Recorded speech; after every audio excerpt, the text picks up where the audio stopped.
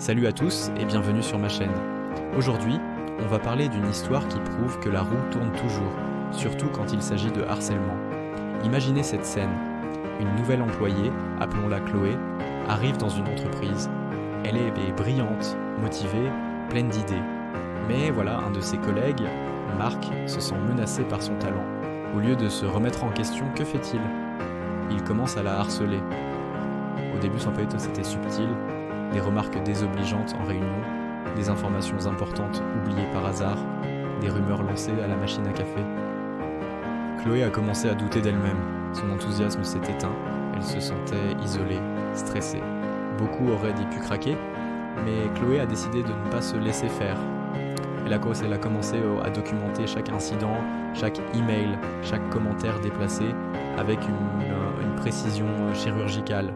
Elle a noté les dates, les heures, les témoins potentiels. C'était sa manière de reprendre le contrôle. Pendant ce temps, Marc, se sentant intouchable, est devenu de plus en plus arrogant. Il a commencé à faire des erreurs dans son propre travail, trop occupé à essayer de saboter celui de Chloé. Il ne se rendait pas compte que son comportement était observé. La direction, alertée par la baisse de performance de Marc et par quelques collègues courageux, a commencé à enquêter discrètement. Le dossier que Chloé avait méticuleusement préparé est devenu la pièce maîtresse. Le jour de la confrontation est arrivé.